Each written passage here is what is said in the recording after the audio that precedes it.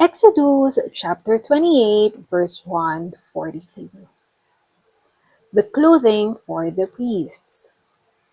Consecrate Aaron, your brother, and his sons Nadab, Abihu, Eleazar, and Ithamar to be priests, to minister to me. Make special clothes for Aaron to indicate his separation to God. Beautiful garments that will lend dignity to his work. Instruct those to whom I have given special skill as tailors to make the garments that will set him apart from others, so that he may minister to me in the priest's office.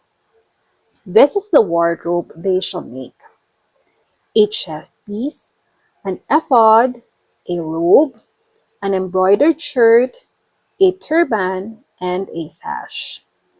They shall also make special garments for Aaron's sons. The ephod. The ephod shall be made by the most skilled of the workmen, using gold, blue, purple, and a scarlet threads of fine linen.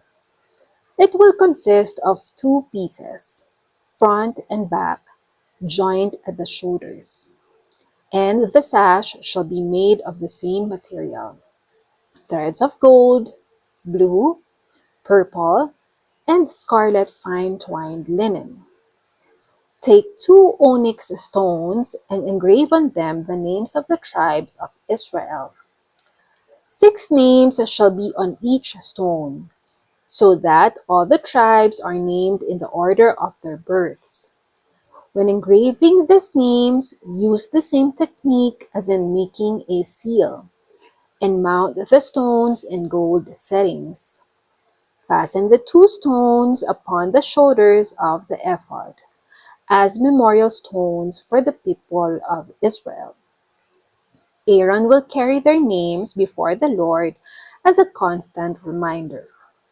2 chains of pure, twisted gold shall be made and attached to gold clasps on the shoulder of the ephod. Then, using the most careful workmanship, make a chest piece to be used as God's oracle. Use the same gold, blue, purple, and scarlet threads of fine twined linen as you did in the ephod. This chest piece is to be of 2 folds of cloth, forming a pouch 9 inches square. Attach to it 4 rows of stones. A ruby, a topaz, and an emerald shall be in the first row. The second row will be carbuncle, a sapphire, and a diamond. The third row will be an amber, an agate, and an amethyst. The fourth row will be an onyx, a beryl, and a jasper, all set in gold settings. Each stone will represent one of the tribes of Israel, and the name of that tribe will be engraved upon it like a seal. Attach the top of the chest piece to the ephod by means of 2 twisted cords of pure gold. One end of each cord is attached to gold rings placed at the outer top edge of the chest piece. The other ends of the 2 cords are attached to the front edges of the 2 settings of the onyx stones on the shoulder of the ephod. Then, make 2 more golden rings and place them on the 2 lower inside edges of the chest piece. Also, make 2 other gold rings for the bottom front edge of the ephod at the sash. Now, attach the bottom of the chest piece to the bottom rings of the ephod by means of blue ribbons. This will prevent the chest piece from coming loose from the ephod. In this way, Aaron shall carry the names of the tribes of Israel on the chest piece over his heart. It is God's oracle. When he goes into the holy place, thus Jehovah will be reminded of them continually. Insert into the pocket of the chest piece the Urim and Thummim, to be carried over Aaron's heart when he goes in before Jehovah. Thus, Aaron shall always be carrying the oracle over his heart when he goes in before the Lord. The ephod shall be made of blue cloth, with an opening for Aaron's head.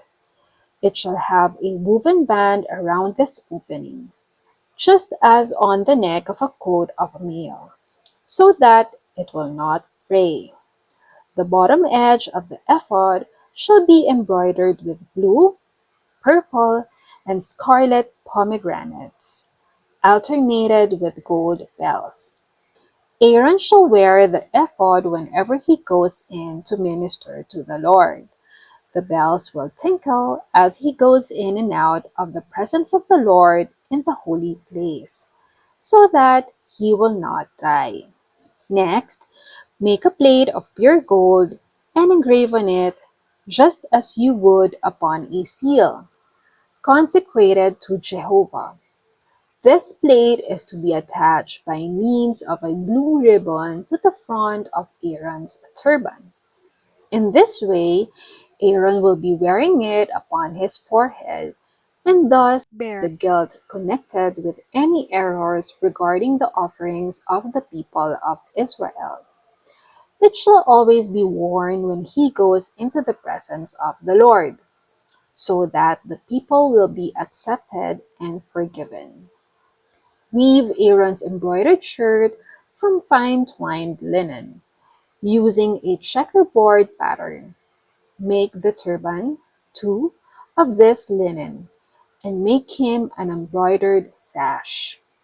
Then, for Aaron's sons, make robes, sashes, and turbans to give them honor and respect. Clothe Aaron and his sons with these garments, and then dedicate these men to their ministry by anointing their heads with olive oil, thus sanctifying them as the priests, my ministers. Also, make linen undershorts for them, to be worn beneath their robes next to their bodies, reaching from hips to knees. These are to be worn whenever Aaron and his sons go into the tabernacle, or to the altar in the holy place, lest they be guilty and die. This is a permanent ordinance for Aaron and his sons. I leave these questions with you. Kindly share your thoughts and comment below.